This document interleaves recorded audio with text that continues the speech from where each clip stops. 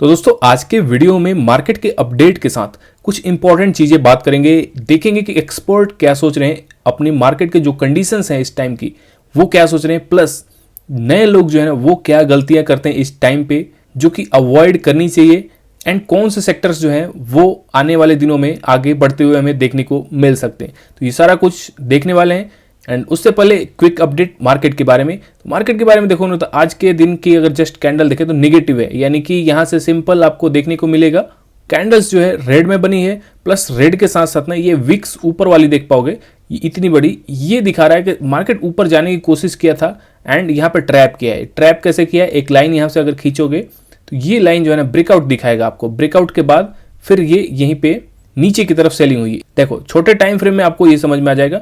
यहाँ पे अगर आप ध्यान दोगे तो इस टाइम पे एक ब्रेकआउट टाइप का आपको देखने को मिलेगा।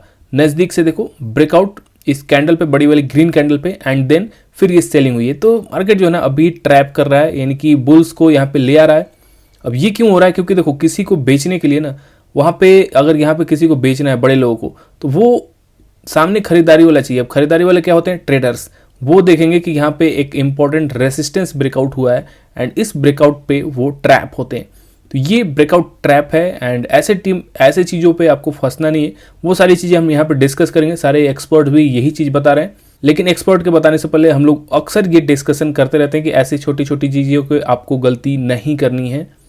और क्विक अपडेट देख ली तो यहाँ पे हमें ट्रेंड लाइन हमारी पता है कि ये ट्रेंड लाइन जो है अभी ओवरऑल मार्केट को नीचे की तरफ दिखा रही है कि मार्केट जो है नीचे डाउन ट्रेंड में है एंड अभी तक ट्रेंड लाइन पे पहुंचा नहीं है। तो देखते हैं पहुंचता है या उससे पहले ही सेलिंग आती है। अगर इससे पहले सेलिंग आएगी तो ये इसी का पार्ट हो जाएगा, यानी ये जो लेग है ना ये इसी का पार्ट बनेगा।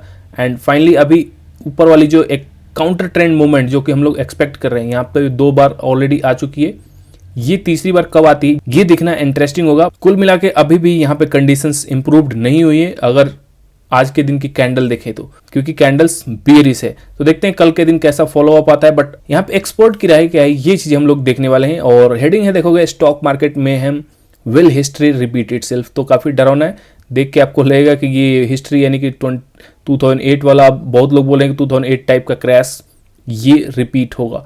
तो 2008 टाइप का क्रैश ऐसा वहां पे हुआ क्या था, जो लोग नए हैं उनके लिए एक बार मैं दिखाता हूँ। वैसे मार्केट में हमने ऑलरेडी ये सारी चीज़ें डिस्कस कर रखी है। चार्ट दिखाने का मेन मतलब यही होता है। तो 2008 के टाइम पे आते हैं। देखो 2008 के से पहले क्या हो रहा था, काफ़ी लर्निंग वाला वीडियो है तो ध्यान देना। देखो तो मार्केट बहुत पहले 2000 के शुरुआत से ही गिरावट शुरू हुई थी और वो गिरावट काफ़ी दिन तक रही थी, जो कि 53%, यहाँ पे आप नीचे ध्यान देना, 53% के आसपास गिरावट हो चुकी थी। 53% सोचो निफ्टी में।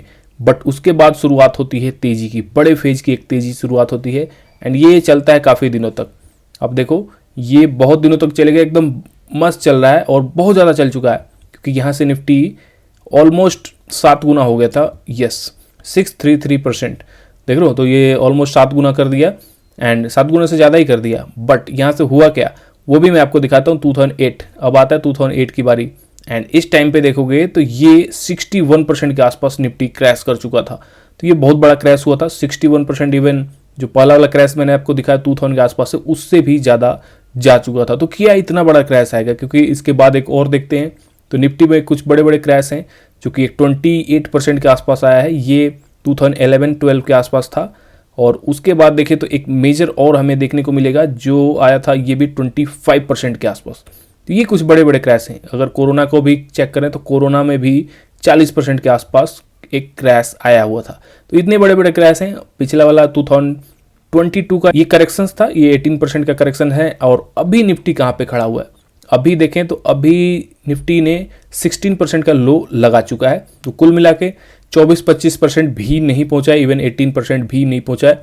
तो क्या ये 61% पहुंचेगा? यहाँ पे ये हेडिंग्स जस्ट ऐसे ही डरा रही है कि विल हिस्ट्री रिपीट इटसेल्फ। तो देखते हैं वो होगा कि नहीं, किसी को नहीं पता, चाहे वो एक्सपर्ट हो या कोई यूट्यूबर हो, किसी को नहीं पता। बाकी देखें तो दूसरे एक्सपर्ट व्यू क्या सोच रहे हैं। यहाँ पे ये लोग बोल रहे हैं कि Indian stock market to stay flat to negative, यानी कि या तो रेंज बाउंड एक्शन चलेगा और निगेटिव साइड में जाता हुआ मार्केट हमें आने वाले दिनों में दिखेगा फॉर ए फ्यू मंथ्स। तो ये चीज़ें हैं और खबर देखो बहुत अच्छी नहीं है, क्योंकि यहाँ पे मैं समझता हूँ ऑलरेडी अगर मंथ वाइज देखोगे तो ये 4-5 मंथ आई थिंक हो चुके हैं। यस 1 2 3 4 5 कैंडल देखोगे मंथली कैंडल, ये सारे रेड में ही आपको देखने को मिलेंगे, कोई पॉजिटिव कैंडल्स हमें नहीं देखने को मिली है। तो ये काफ़ी पेनफुल होता है और हर बार ये चीज़ें नहीं होती। ऑलरेडी मैंने आपको दिखाया था ऐसे सिचुएशंस कब आई थी, तो किसी को याद है तो कमेंट में बता सकते हो कि कंटिन्यूस 5 कैंडल्स मंथली ये कब ऐसा हुआ था रेड कैंडल्स। तो यहाँ पे एक्सपर्ट जो कि देखा हमने वो बोल रहे हैं कि या तो ये रेंज बाउंड एक्शन दिखा सकता है या नीचे की तरफ हमें देखने को मिल सकता है। तो यानी कि फर्दर गिरावट की उम्मीद की जा रही है। वो गिरावट कहाँ पे आएगी वो देख लेते हैं। यहाँ पे ये बात हो रही है कि किस पॉकेट ऑफ द मार्केट यानी कि किस मार्केट के किस सेगमेंट में वैल्यूएशंस जो है कंफर्टेबल है। तो कौन से सेगमेंट्स यहाँ पे देखोगे तो valuations for mid cap and small cap are still expensive. तो जहाँ पे वैल्यूएशंस एक्सपेंसिव है वहाँ पे गिरावट ये बोल रहे हैं कि हो सकती है कि ज़्यादा आ रहे। बट निफ्टी 50 यहाँ पे निफ्टी 50 का अगर देखोगे तो ये जो है 12 मंथ फॉरवर्ड पी यानी प्राइस टू अर्निंग रेशियो में ये 18.6 below it's long period average of 20.5 यानी कि इससे कम चल रहा है। ऑलरेडी ये अपने मीडियन पी के नीचे आ चुका है। मैंने आपको स्क्रीनर वाले साइट्स पे दिखाया था। तो यहाँ पे ये लोग बोल रहे हैं कि लार्ज कैप जो है ना ये यहाँ पे आगे अच्छा परफॉर्म करने वाला है। स्मॉल कैप मिड कैप में अभी भी वैल्यूएशंस हाई है। तो ये चीज़ आप नोट करोगे कि गिरावट जो है ना स्मॉल कैप मिड कैप में उतनी ज़्यादा गिरावट नहीं हुई है। नेक्स्ट देखोगे तो उससे इंपॉर्टेंट चीज़ क्या है कि यहाँ पे रिटेल इन्वेस्टर्स के लिए कुछ बातें की गई हैं जो कोविड के बाद स्पेशली आए हुए हैं, क्योंकि उनके लिए फर्स्ट टाइम ऐसा एक्सपीरियंस रहा है जहाँ पे कंजिक्यूटिव 5 मंथ्स तक कोई रिटर्न नहीं बना। तो की लेसन्स यहाँ पे क्या है न्यू इन्वेस्टर्स के लिए? की लेसन्स है ओवरऑल एसेट एलोकेशन। और एसेट एलोकेशंस क्या है यानी कि लार्ज कैप आपका ज़्यादा रहना चाहिए। अब जिसके स्मॉल कैप ज़्यादा है पोर्टफोलियो में वो यहाँ पे प्रॉब्लम क्रिएट करेगा। प्रॉब्लम क्रिएट यानी कि देखो होल्ड करोगे तो फिर तो कोई दिक्कत नहीं होने वाली, लेकिन आपको M2M लॉस दिखेगा। यानी कि अगर आप कभी भी पोर्टफोलियो खोलोगे वो आपको लॉस ज़्यादा दिखेगा। और स्मॉल कैप मिड कैप में और गिरावट की उम्मीद की जा रही है वैल्यूएशंस को देख के। तो यहाँ पे मैंने इसलिए आपको बहुत पहले ये सारी चीज़ें बताई थी कि किस तरह से आपका पोर्टफोलियो होना चाहिए। ऑलरेडी 2 ETFs 3 ETFs 5 ETFs करके मैंने बहुत सारे पोर्टफोलियो बनाए थे। रिस्क इन्वेस्टर्स के लिए भी पोर्टफोलियो बनाए थे। तो ये सारे पोर्टफोलियो जो है ना अलग अलग टाइप के लोगों के लिए बनाए गए थे। एंड आपको ये चीज़ मैंने ऑलरेडी बताई हुई है कि अपने रिस्क को देख के ही पोर्टफोलियो बनाना है। यानी कि अगर आप कम रिस्क लेना चाहते हो तो फिर आपका मैक्सिमम जो इन्वेस्टमेंट होगा वो लार्ज कैप ETFs में होगा। Large cap ETFs already NB20 यानी कि निफ्टी 50 वैल्यू 20 ETF या जूनियर बीज भी थोड़ा ज़्यादा गिरता है।